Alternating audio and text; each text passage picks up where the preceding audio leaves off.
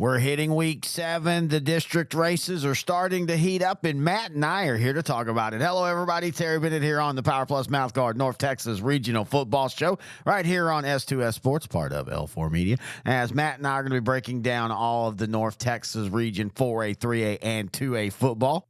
And all this is being brought to you by PowerPlus Mouthguard. You can find them online at PowerPlusMouthguard.com. They're the future of mouthguards. Now, if you ever watch our YouTube show, our Sideline to Sideline YouTube, you see the video where Dr. Michael Hutchins is talking about his mouthguard and why it works. Go to their website, PowerPlusMouthguard.com, and not only there to order a mouth guard, but also you can learn about why PowerPlus Mouthguard is the best mouthguard in the business. You learn about the history of it, but more importantly for me, you learn the data and the research. Now, PowerPlus Mouthguard has now been advertising with my shows for 4 years now, and partly because we help them, but also I believe in what he's doing. I love this game. I love football. And we all know that football's in a different era now where we're worried about head injuries, as we should be. And this is a piece of equipment, the mouthguard, that can help you with that. And I know that sounds crazy. And the funny thing is it's just a really simple thing. It's aligning the jaws properly. That's what this mouthguard does. And when it aligns the jaws properly, you breathe better. You get 100% oxygen in. That helps you react faster. That helps you perform better. And it helps keep you safe. Concussion rates are under 0.2%. And again, you can find all this out online at PowerPlusMouthguard.com. Go to the data and research, go to the testimonials, and then go shop and get you some mouth guards for your kid or for you. If you're a weekend warrior, you're playing. It doesn't even have to be football, soccer, basketball, any sport that there can be contact. This is something you want to have. And these are not cheaply made. These are quality made. They're going to last, and they're going to help you perform better and keep you concussion free. Again, check it out, PowerPlusMouthguard.com. All right, so what Matt and I are going to do is we're going to break down all of North Texas. We're going to start in 4A. We're going to work our way to 2A, and we're going to have a lot of fun doing it. And we're going to do all that when we come back on the PowerPlus Mouthguard North Texas show with Matt Diggs on S2S Sports, part of L4 Media.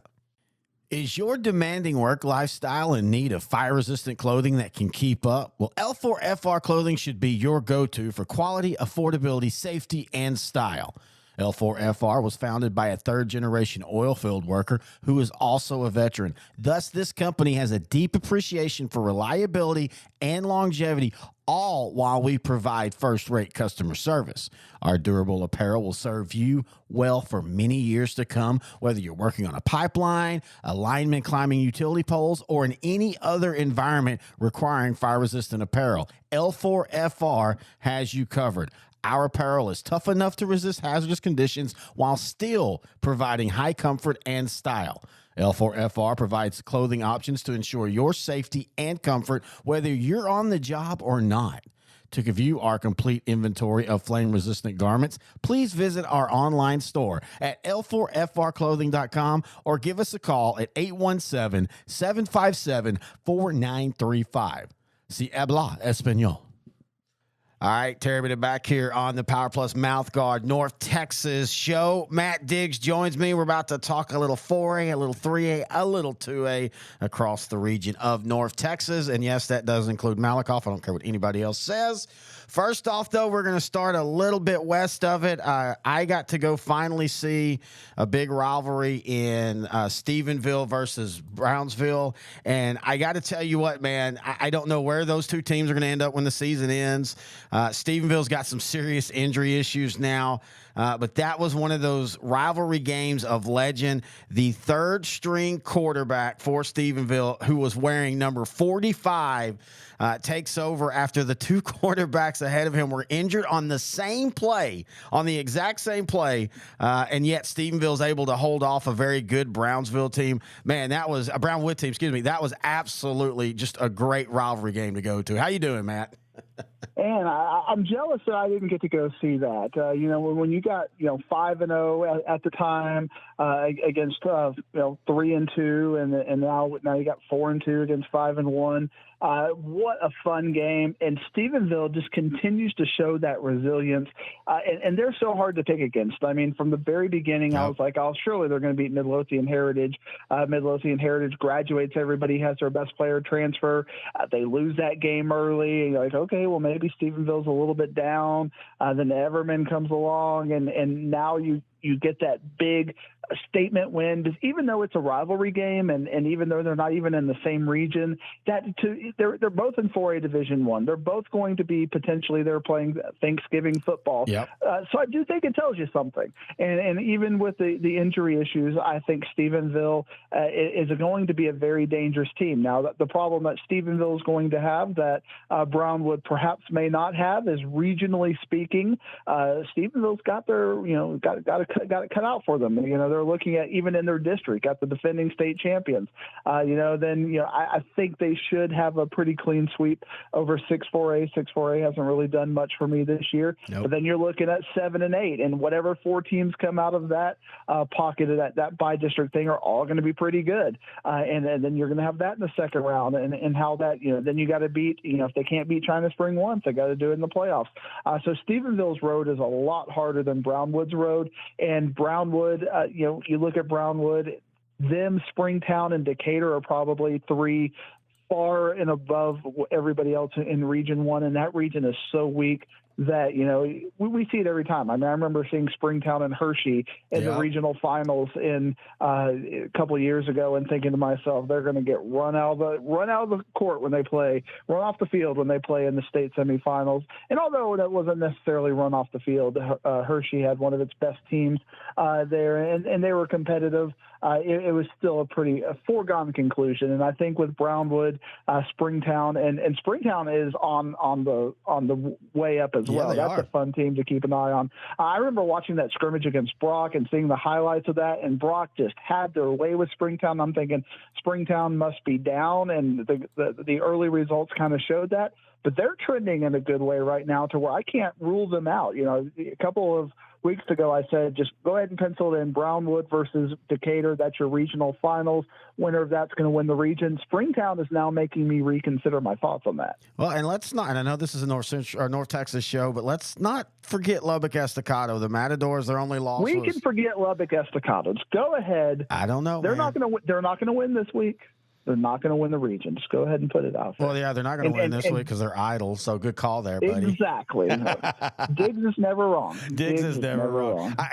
But you got to admit, in that region, when there's so many teams, that there's not one great one.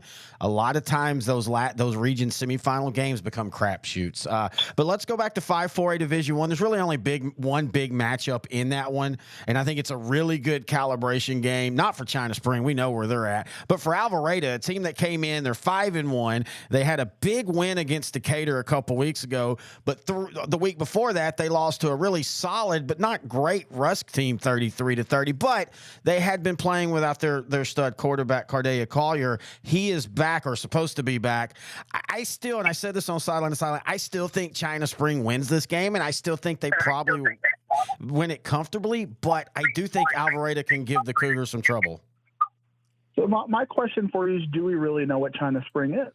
And that's what I've been trying to figure out in kind of picking their games. I'm not a detailed oriented view when I China Spring, even though they're in a Metroplex district and I rank them every week. I just have some kind of head scratchers. Like I see this Cornerstone Christian game, and that being a relatively competitive game against a team that is 1-6, and you look at who else they've played, and you look at Gunner and all that. That's just not quite there. And you look at Waco Connolly, or Lacey Lakeview Connolly, as we like to call him, our good friend Darren Lauber requested I call him Lacey Lakeview Connolly. And that was a nice win, but then they lost to Springtown. You're like, okay. And then getting blown out by Parish Episcopal the way they did. Do we really know about China Spring? I think China Spring right now, I think that they're, First off, this is one of those things people don't talk about. We always talk about playing those extra games, how it helps you, your kids get snaps. But I also believe that after 2 or 3 years of doing that, talking to like with Carthage, and they even talked about it, how you get wore down. Seniors have been playing, some of these seniors have now played like 45 high school football games, and you get wore down. And also, I think they're adjusting to everybody looking at them as that's their Super Bowl. Not that it wasn't like that last year. It was like that last year, but I think it's even more this year now that they are the 2-time technically defending state champs, even though they couldn't defend one of them because they moved divisions in the realignment. So I still think at the end of the day, when they settle down into regular 4A Division I opponents week to week, I think you're going to start seeing them, the real Cougars, step up. Now, the great thing for them is it's not like they're in a district where they're not going to be tested. So we're going to know before we even get to the playoffs if the real China Spring Cougars from the last 2 years are still there this year. I'm just bothered by the score calibrations. I get it's week 1 and week 6, but Gunner beat this team 53-7. Yeah. Cornerstone Christian out of San Antonio. Now, I do want to 49-28. I mean, that's. I get things can go off, and there's different ways scores can go. But Gunter did what you would expect a dominant state championship pedigree contender team to do. China Spring, their defense is very suspect throughout their non-district schedule. And you are completely correct as far as district will definitely test them and we'll know a little bit about them. But so far, and I get the heart of the champion and all that Ric Flair theory, I've just not been impressed by China Spring. No, I don't disagree with you. I just think that, and also more and more, I think you get coaches now that are like, hey, we're up, because they were up like 42-21 in that game, and I think you get more and more coaches nowadays just go, okay, we're worried about style points. We've got the game. Let's get our guys out. Let's get some other guys getting snaps in. But let's move over to 6-4A because this is not a great district as far as who's going to advance, but I do at least think it's a fun district with Kennedale and Lake Worth at the top of it. Fun is an interesting word. I mean, I like Dunbar. I think Lake Worth is going to be there at the end of the day. The fourth battle for fourth spot, that'll be fun. I like getting to see some of my favorite teams in Carter Riverside and Castleberry getting to play competitive games. But we already saw with Western Hills and Carter Riverside, there's definitely a gap between, those top 5 and the bottom 3. So to me, it's going to come down to Eastern Hills versus Western Hills for the last playoff spot. I think Eastern Hills is a little bit of a favorite right now, although they've had a couple of head scratchers going back into their non-district schedule. So yeah, in Kennedale versus Lake Worth, didn't Lake Worth beat them last year, if I remember right? Yes, they did, 10-3, if I remember the score.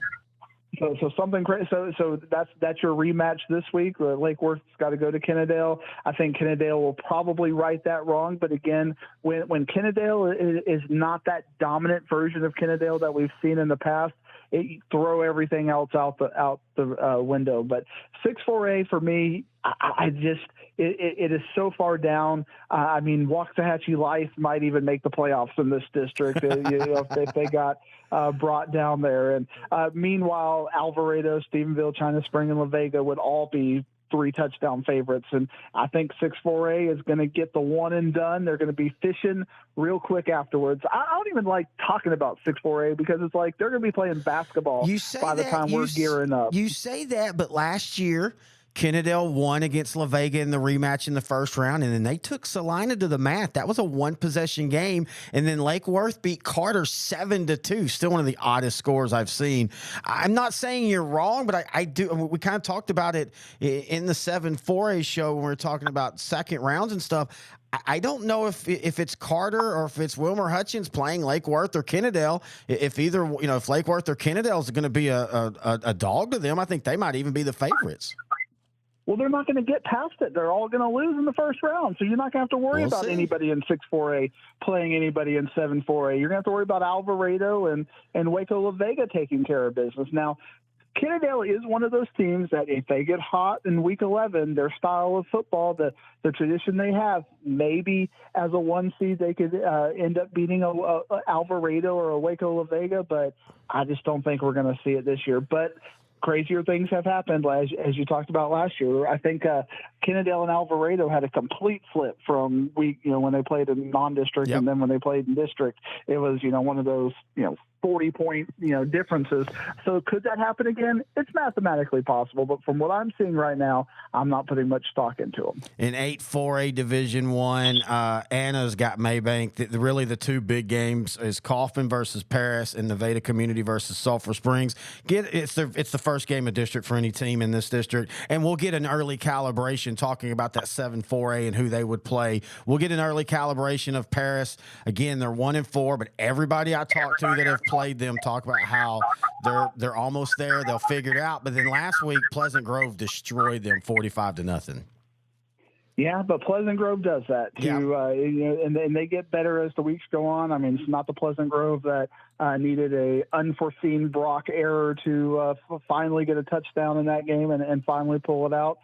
They're figuring it out a little bit. And you talk about Parrish, you talk about Kaufman. In this game, even for the loser, I think it's going to be more about can they psychologically stay the course? Because whoever loses this game is going to be 1-5, but still have a pretty favorable chance to make the playoffs. But, even with Sulphur Springs and Nevada Community, Sulphur Springs may end up at 5-1 if they win. Nevada Community, if they get it, they'll be at 3-3. So they've got a little bit more winning under their belt right now. So I think there's going to be that intangible of knowing how to win and feeling confident about winning. Whereas Paris and Kaufman are young, might get down on themselves real easily and let a good team that has been overmatched and overscheduled take away from their pure potential. So can the coaches keep their heads in the game? I think we're going to find that out. I think I'm going to probably ride Kaufman on this one. I think Kaufman, after beating Sunnyvale, has shown me, okay, I think they've got it figured out. It took them a little while because it was very ugly the first 4 weeks, but I think they got it figured out. All right. Speaking of ugly, we were making fun of, or not making fun of, but talking about 4A Division 1 District 6. Is that a better district than 4A Division 2 with Godley and Benbrook and Benbrook's 4-1? Everybody else is either 1-4 or 2-3. Yet I still feel that Godley, and I think Benbrook's a legitimate team, and I still think Godley, if they can get healthy, can still be a team. They're going to make the playoffs and still be a team that could do like they did last year and go a couple rounds deep. Yeah, I mean, looking at Godley and kind of how we've featured them on the District 4 3A report a couple of times, and they got one and they lost one, and I expected a little bit more out of Godley. I did too. Godley was a team I thought might be on the comeuppance, especially the way they finished and everybody they had coming back, and that crazy game, 70-63 or something, when they ended up losing in the playoffs. Yeah. Go ahead. But yeah. But I'm just saying, however that ended up working. I thought you had all the playoff scores memorized. I thought that's what you and Grant do at the bar. Well, it was 62-55. I was just letting you finish. And I do remember that game because we were actually at it. Godley had a couple leads, and Monahans kept clawing back. And by the way, in Region 1, Monahans, that's a team to look out for. The Lobos are the real deal. But yeah, with Godley, they had 6 coming back on offense, 6 on defense. They have Landon Thigpen, one of the best running backs in the state.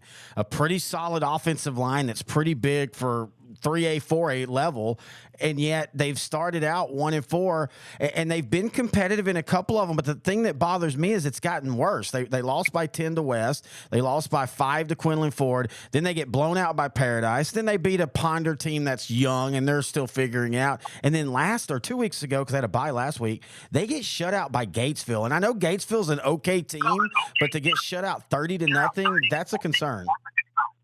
Oh, it is absolutely a concern. And Glenrose, the fall from grace that they've had after almost being the team that should have probably beat Carthage last year, and now they just can't find their footing at all. But, as you said, the good news is in this district, you're going to get some wins. You're going to get Venus and Ferris most likely, and Hillsboro. I like Benbrook too. I mean, Benbrook is one of those fun teams that you could 1-9 last year, 4-1 this year, but they already had that head scratcher. Breckenridge or one of those, Bridgeport, one of those kind of teams beat them gave them their loss, and all of a sudden you're like, you start to pull back on that Benbrook love. I still think the top two in this district district is Glen Rose and Godley, but it has been way past. But really, at the end of the day, 4A Division II in the DFW area is not good. I mean, like I'm trying to do rankings for 4A Division II, and I'm just like, okay, let's look at Van Alstyne. Let's look at Farmer. You know, you're trying to figure out who's going to be 3-4 because none of them are good. I mean, even Sunnyvale, the team you thought, oh, okay, well, they beat Aubrey, so they got to have, they got to be kind of considered that top dog. Now you're finally seeing Aubrey figure it out this past week. So, who is Aubrey? Have they kind of figured it out? Sunnyvale, then they lose to Kaufman. You're like, well, Quinlan Ford, same thing there. There is a big mess in District 6 4A with Sunnyvale, Quinlan Ford, and Caddo Mills. It wouldn't surprise me to see a three-way split there as far as that goes, ending up all sharing the district title. All right, well, let's start with 5 4A, and then we'll hit 6. Aubrey and Van Alstyne, they play this week. That's probably for the district championship. Though, watch out for Farmersville. I know they lost to Bridgeport to start, but I still think that they could be one of those teams because I'm not sure any team goes unscathed in 5 4A Division II. I think everybody might have a loss before it's said and done in district play. So we'll at least know who the top two are. Aubrey or Van Alstyne, one of them will be 3-0, and they'll be almost clinched a playoff spot and definitely in control. I've been really disappointed in Sanger this year. Chad Rogers is the new coach, and I know they've got to turn some things around, and they lost a lot, but I really thought Sanger would be way better than 1-5.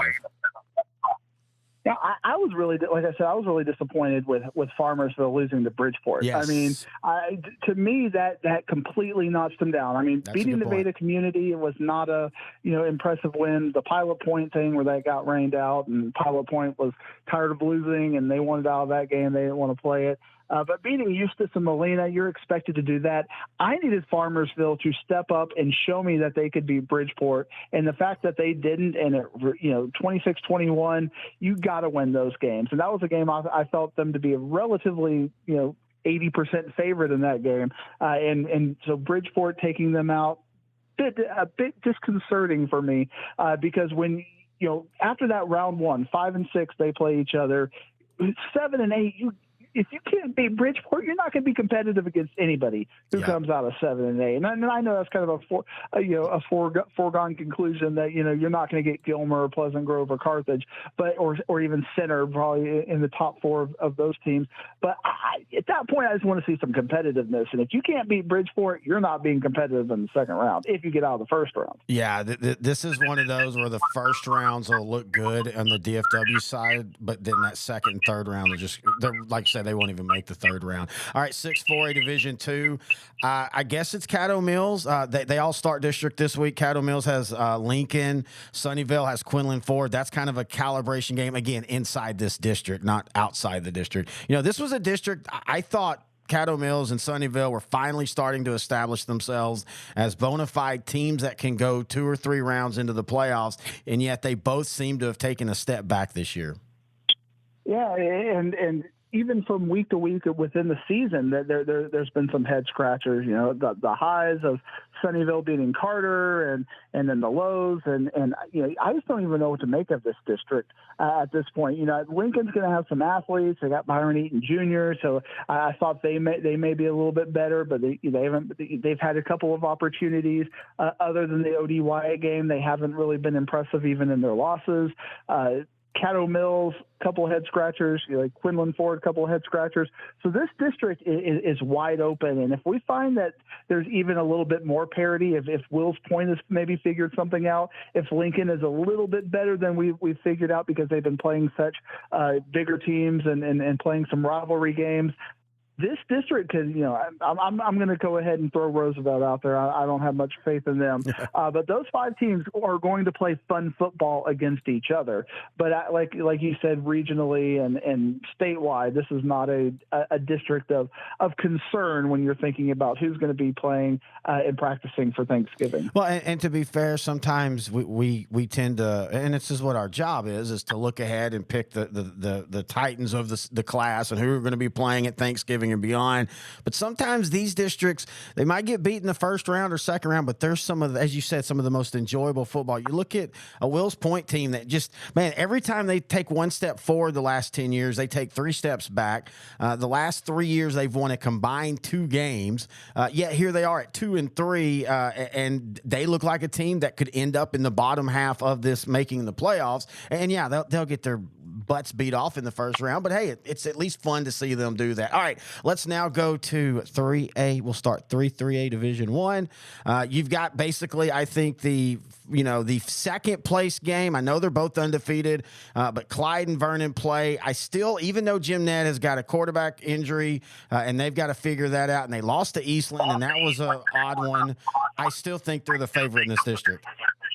Yeah, I think Jim Ned has to be considered the favorite. But, really you got, and we saw this in the last couple of years, when Jim Ned was not that state-ranked top-tier team, 3A got really competitive within those top 4, and just crazy tiebreakers. Even last year, I think there was a Breckenridge and Iowa Park tiebreaker, and we were trying to figure it out in the District 4 3A report about who's going to get seeding and point differentials and whatnot. And this district really has the feel of those 4 teams all being able to beat any given team on any given week. And I'm sure Iowa Park's just sitting there thinking, hey, don't forget about us. We can play right there as well. And Iowa Park is a team that can be dangerous, that if you're having an off game, if Clyde or Vernon or Breckenridge gives them a turnover or 2, they could steal a win and create some calibration issues.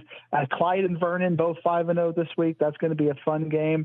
That's one just flip a coin, legitimately. Yeah. I looked at a couple of computer polls, and it's 1-2, depending on which computer poll. 1 point for Clyde, 2 points for Vernon, pick'ems.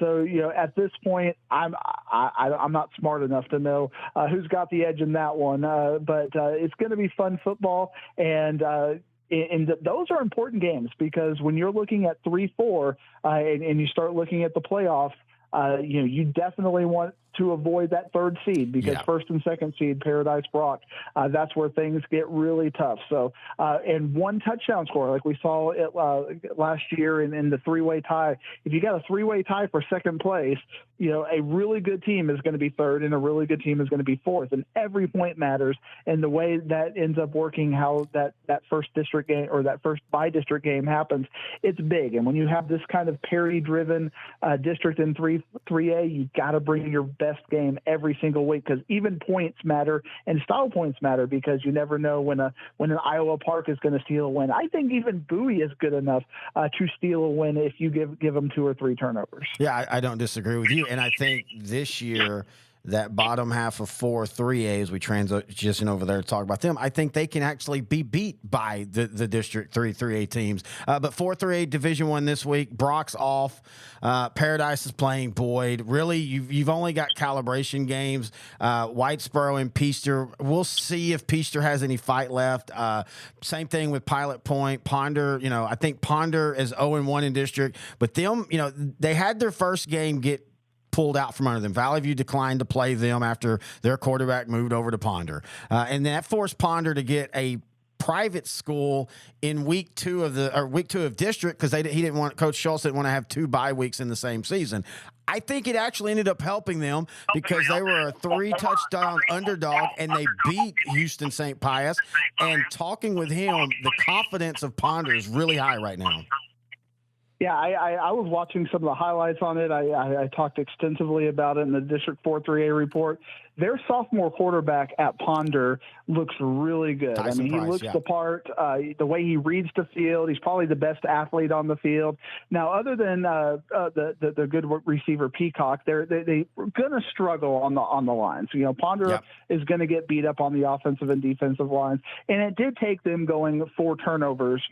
Pius X had 4 turnovers; they had none, but they were able to take advantage of that. And that's what we're talking about with District 3A. When I thought, if Bowie gets a game like that, where a Vernon gives them 3 or 4 turnovers, they're good enough to beat them. And Ponder showed me that they're good enough to beat a good team if they are given a gift. And that's more important for Whitesboro, because Whitesboro has been a little bit turnover happy. Yep. And if Whitesboro gives Ponder a gift, Ponder has shown they can take advantage of an early Christmas present. So I think it's Ponder Peaster 4-5, and Pilot Point and Boyd are going to be fighting when they play each other for their only win in the district. But Ponder has shown me that with their youth, because there are so many sophomores on that team. Just about everybody who ran the ball was a sophomore. Their quarterback is a sophomore.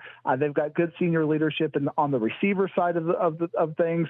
That Ponder looks to be a team that is a solid middle tier team that is going to play consistent. When they play Paradise and Brock, they're going to lose by 50. Yep. But when they play teams within their fight range, they're going to be good. They're going to stand up. And I think they showed that when they played Crum and now against Pius X. They're going to be a force to be reckoned with in the bottom half of that district, fighting for that 4th seed. All right, now let's go to a district that truly spans the whole width of North Texas, 5-3A Division I. You got teams in East Texas and Mount Vernon all the way to Pottsboro. Commerce fell to earth last week, but you kind of knew they would. I would have liked to have seen a little bit more of a fight, but I really do think Winsboro is special this year. But you've got Winsboro. They're playing Mount Vernon. Mount Vernon's 4-2, 1-1 in district. They're in a rebuild mode. I think Winsboro rolls in that one. To me, the interesting game on the week is just to see, does Commerce bounce back and beat an Emory Reigns team that they should beat by a lot of points and solidify themselves as a real playoff threat in this district? I just want to kind of go on a little bit of a tangent. Ahead, I appreciate everything you just said and how you set me up and to kind of break this down. But I feel like I'm one of the only people who thinks that Pottsboro is better than Winsboro, and I don't get why people are thinking Winsboro is better than Pottsboro. Look at last year, Pottsboro won that game, and Pottsboro is, I think, trending up a little more than what Winsboro is. I know they both got a lot coming back, and but for me, Pottsboro is the favorite in this district, and I see the Dave Campbell rankings, and even you kind of just gave that Winsboro, What about Pottsboro? Well, what has Pottsboro done this year that's kind of made you dismiss them, even though they're 5-0 and have some nice style points in those 5 wins, to where you just kind of like, this is Winsboro's district? I think this year Pottsboro is so reliant on Major McBride, and Major McBride's a special player. I think Winsboro just has more diversity of that offense. You've got Finney at quarterback. You've got maybe the 3 best wide receivers in the state all on one team in 4A or in 3A. Will Wilcox, Malik Reddick, and Tristan Samardzija. I just think that, and let's remember last year, Pottsboro won. It was 36-35.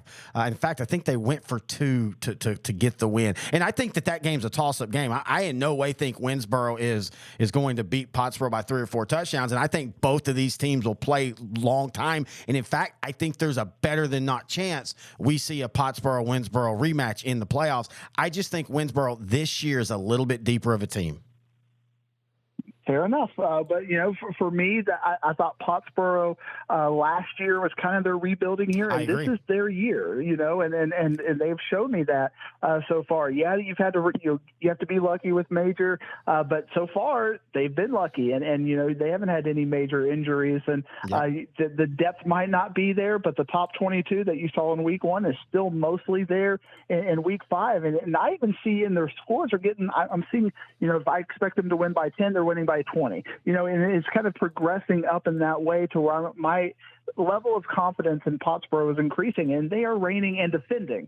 So Winsboro, what does Winsboro do to usurp them? I haven't seen it yet, so this is going to be one of our debate games that when we talk about 5-3A over the next few weeks until this gets settled, not once, but maybe twice, depending on when they play each other. I know Malakoff is probably the odds-on favorite to come out of this region. Yeah. But Winsboro, Pottsboro, that's definitely fun. The battle of the boroughs.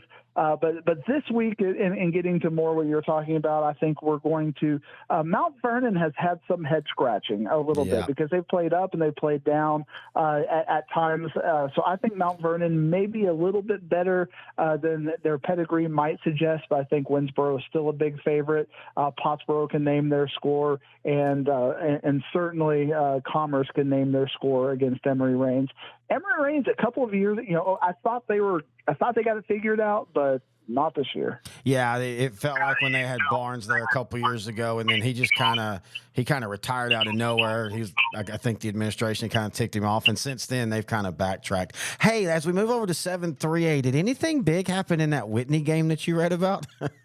Well, I mean, there's some stuff out there, but why don't you give your perspective of it? All right. Not only necessarily on what happened, but what you think the media coverage has been on that, because I've seen it's almost like there's this political undertow that we got to find a way to defend the referees, because certainly kids, and I just don't know what anybody could see in that video that would just make you think, oh, well, there's let's hear the referee side. There's clearly a second side here. This was just dumb on the referee's part.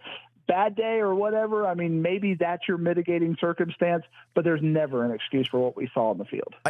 So to just to recap, in case somebody has not heard and they've lived under a rock, and I've had family members that have no idea what Texas high school football is message me about this. A Whitney player was running a route, and him or I think it was on defense, I can't remember now, but him and the referee looked like they collided a couple times, and then as the player turns toward the ref, at first, I will admit, I had no context. I just saw the video.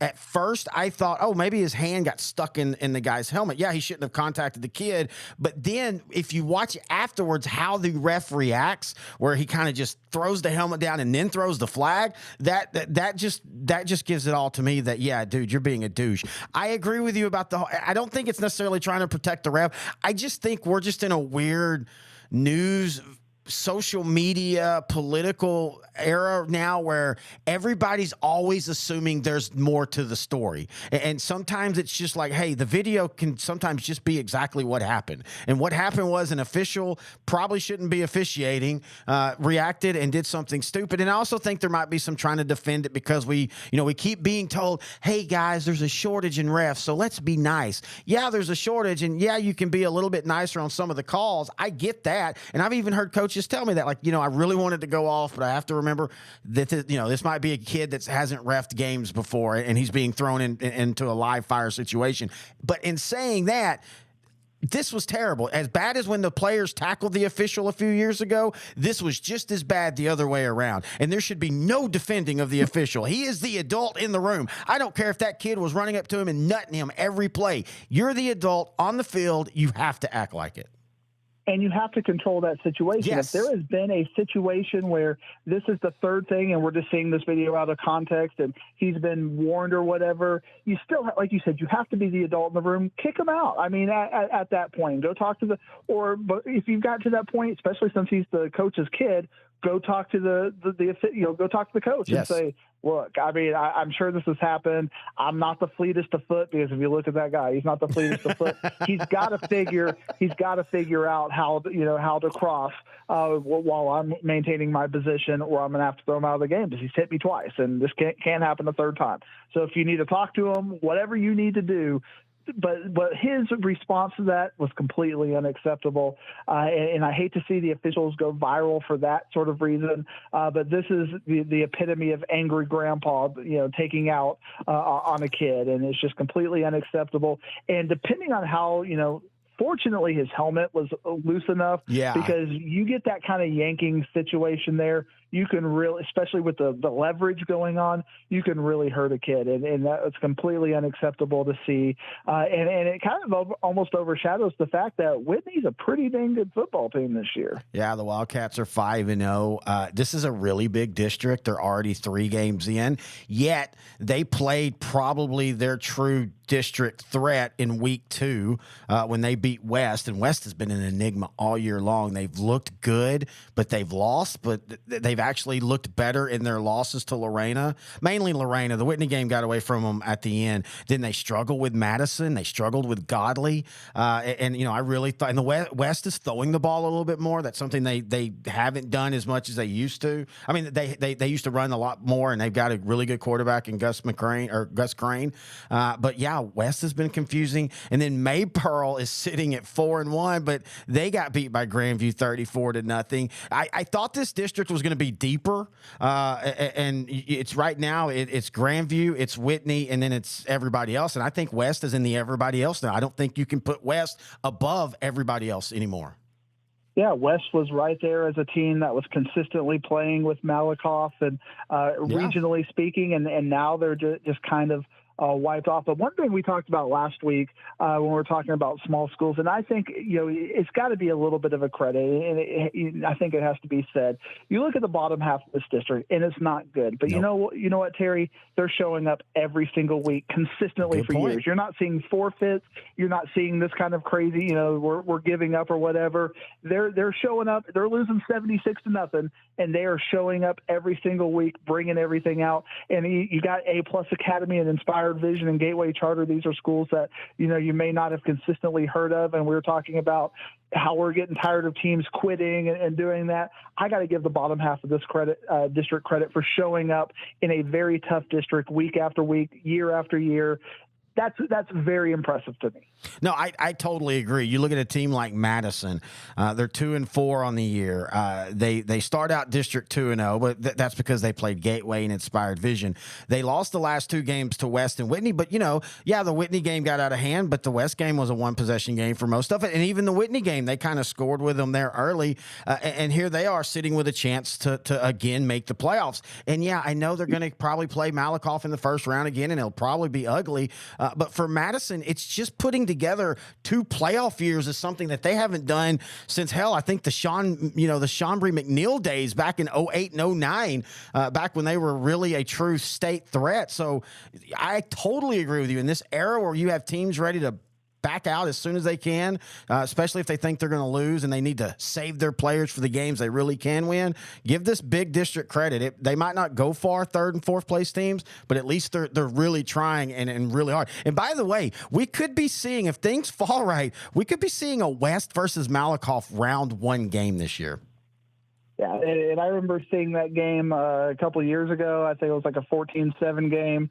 And I mean, that was, to me, it was like West showing up and saying, okay, we've arrived. But they have definitely taken a couple steps back. And, right now, I think they would be competitive if they're not in the 4th seed against the 8-3A teams. But West has definitely dropped off, my regional chart. I mean, they used to be, I think for the last 2 years, they were in the top 5 at some point in my 3A Division I rankings, right up there with Brock and Whitesboro at the time. But now, I might, if I did a top 10, I don't even know if they'd be in the top 10 right now. No, I don't think so, but they're learning how to be a true sustained program. It's easy when you've got the heavy senior classes and all that. You become a true legitimate program when in your quote unquote down years, you're still pulling out 10, 11 wins. And that's where West is having to learn. All right, let's go to 5-3A Division II. You got Jacksboro and everybody else. You got Millsap. I think we do a Millsap show. I think they're probably going to make the playoffs. Comanche kind of laid a big burger last week against Albany and Toller back-to-back weeks, actually, after they started out 3-0 and they had 2 shutouts. And, I'm going to shut you down. You hush up right now. You are disrespecting Comanche a little too much for my head.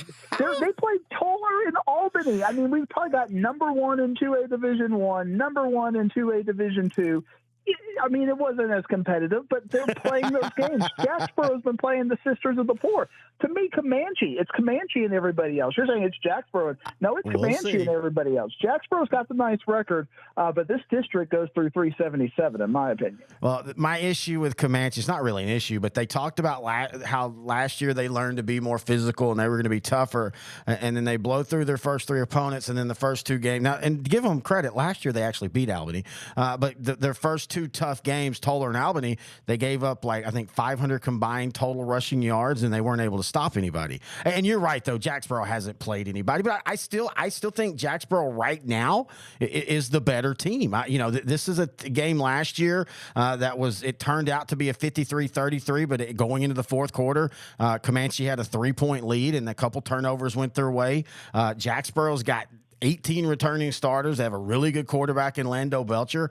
I just think right now Jacksboro might be the better team. We'll know next week, though, because these two teams play next week. Now, and also, everybody needs to watch out for, and I know this sounds crazy, Eastland, but Eastland's quietly been getting better each week, and they have played a hell of a schedule, losing to Wall, losing to Clyde, losing to Hawley, losing to Breckenridge, beating Jim Ned last week. So if nothing else, we'll find out this week, because if they're ripe to be beat Jacksboro by Eastland, it would happen now, because I think Eastland has their most confidence they've had all year. I'm going to go ahead and say it right here for the audio. Give me Eastland over Jacksboro.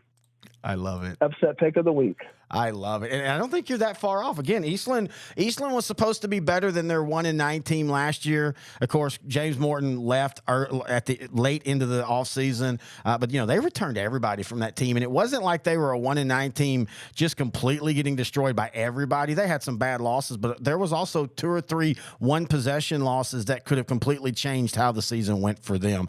All right, Holiday. Over in 6-3A Division II, I think they played their most complete game of the year last week at homecoming, beating Snyder 31-0. And I think Holiday's feeling real good about themselves going into district play. And they should feel good about themselves. This is a kind of a down district. I've been very impressed with Wichita Falls City View. They're a team I'm keeping my eyes on. Callisburg at times has been impressive, but sometimes they play out of their pay grade. So Holiday and who else? But really, at the end of the day, when we were talking about Region 2 and 3A Division 2, you've got Gunter and Holiday in the region, and you got Gunter and Canadian in the state semifinals. And that's one of the things I get annoyed about, that you could just pencil these things in for years and years and years.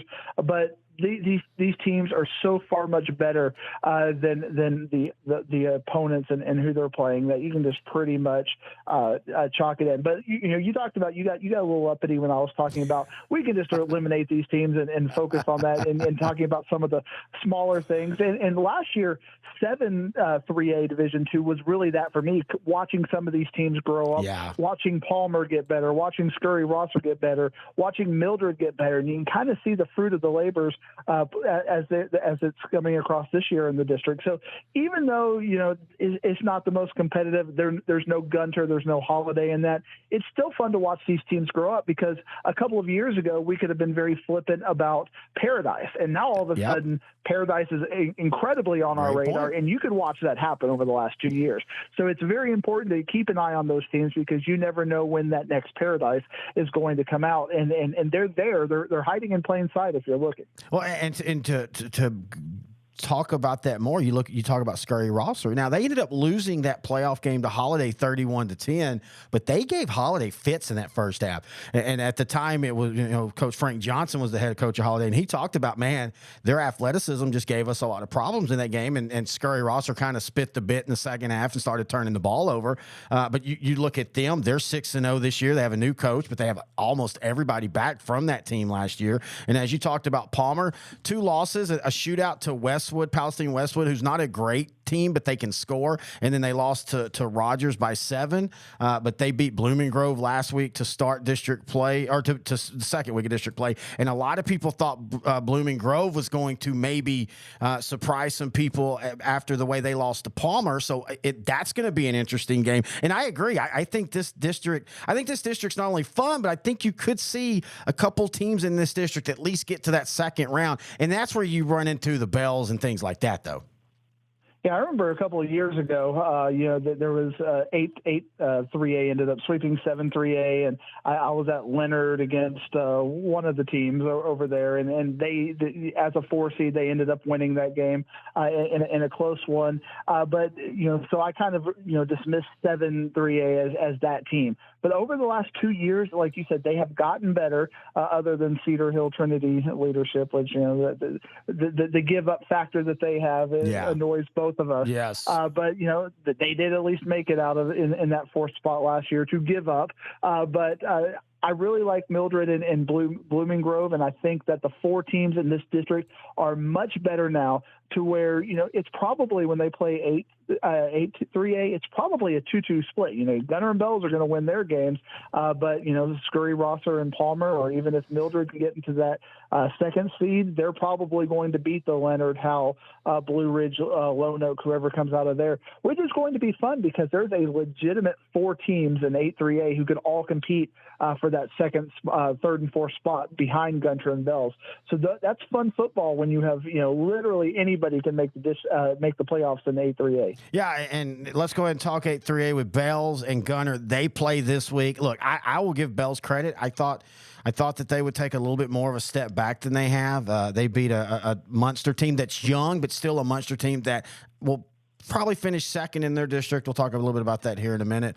They beat Whitesboro. They destroyed Pilot Point. They beat Calsburg. And like you said, Calsburg's an interesting team because they have a couple losses, but they've been competitive with a competitive schedule. In saying all that, unfortunately for Bells, and then also, again, looking at the region, maybe Holiday as well, I just don't think anybody's touching Gunner. I've seen Gunner. I've seen Canadian.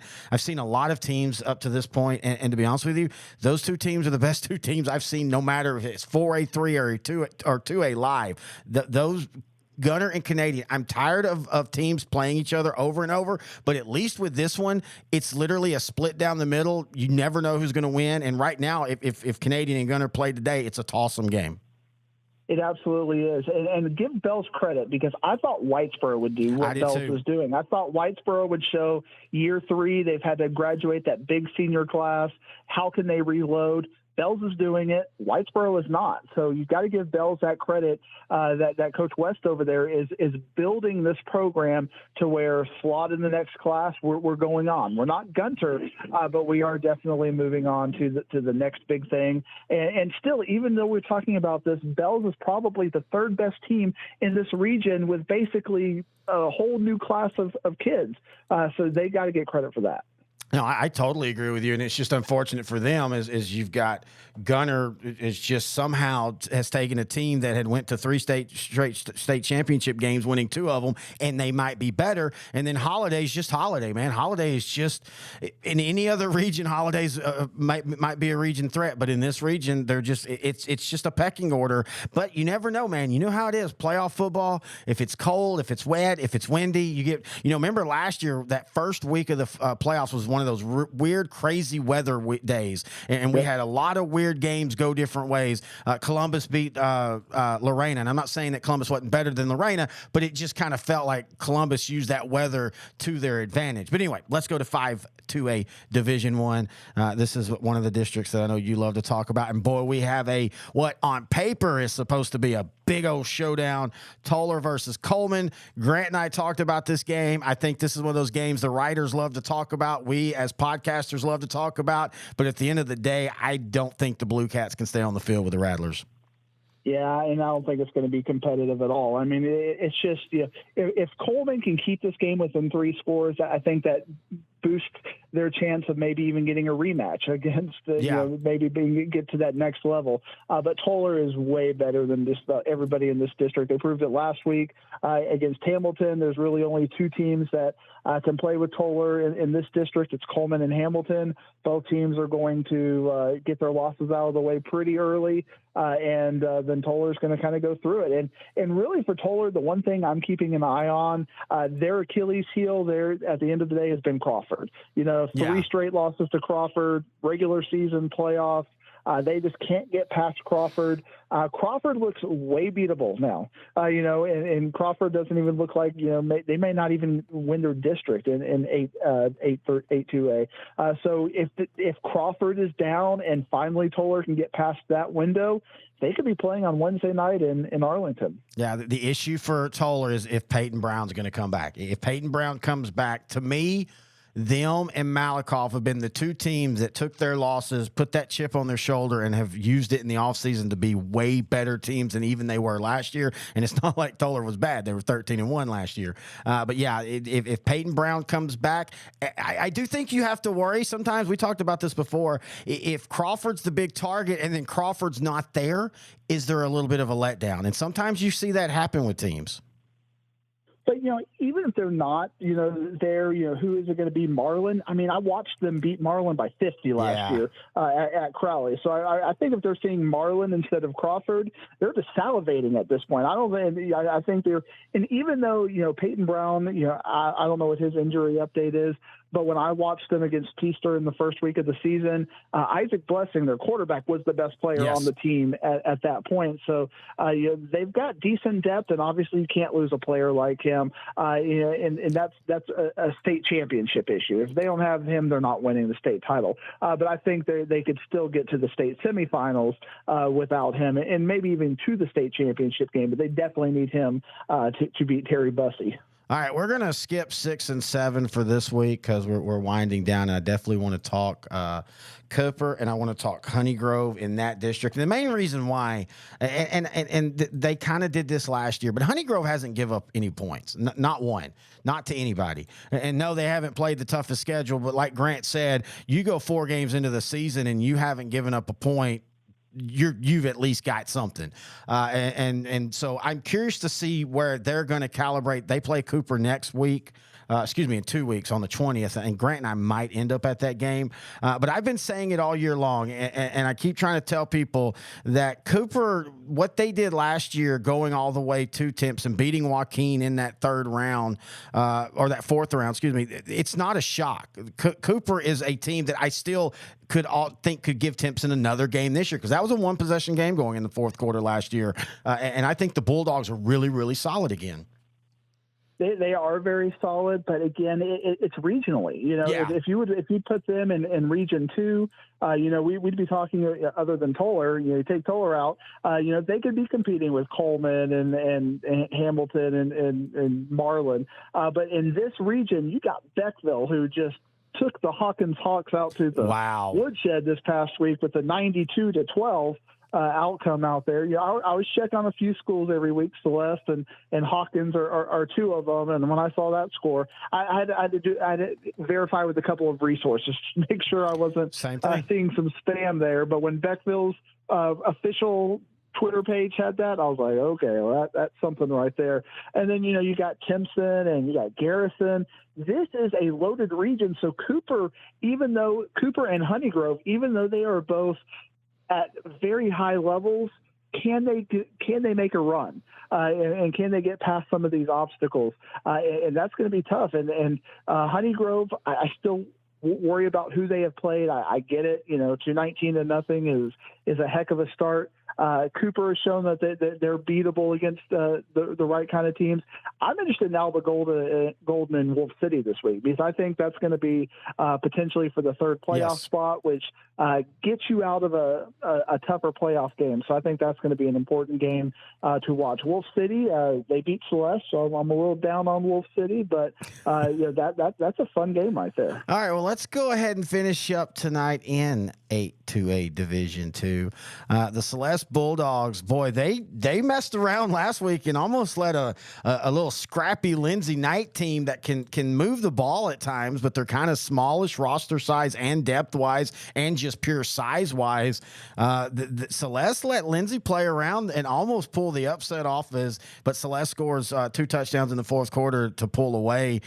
That's all that matters. They're 2-0 in district, and that's important. But that game is a little bit of a concern for me for the Blue Devils. Oh, it really is. And they messed around. And we talked about it last week. Maybe Lindsay is getting a little bit better. Maybe that they're starting to take that next step. You don't want to see it at the expense of your beloved Blue Devils. I don't mind putting on. I got family out there, so I'm allowed to do that with them in Plano East.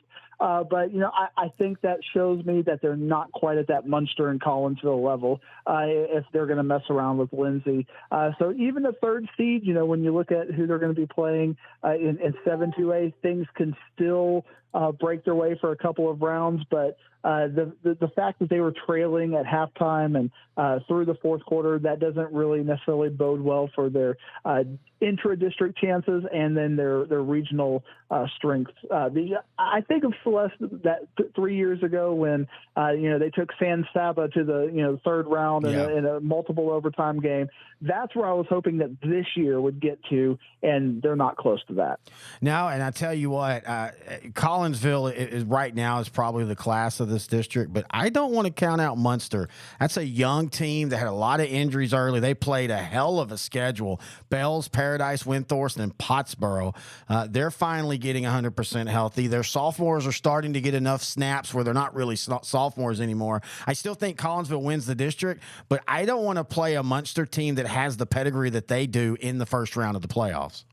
Well, absolutely not. And that's almost like the 2A equivalent of, a South Oak Cliff schedule right there. I mean, when Munster has seen Paradise, and now they're, looking across at Celeste and Collinsville and Santo and Chico, it's a different game. It's a different speed. So give them the credit, and I think that will pay dividends for them. Here at L4 Media, we talk high school football, 4A, 3A, and 2A in Texas. We talk East Texas sports. We talk NFL, guy talk, movie and booze. We also talk wrestling and so much more. And you can see it all on our YouTube channel at L4 Media Company. Like and subscribe.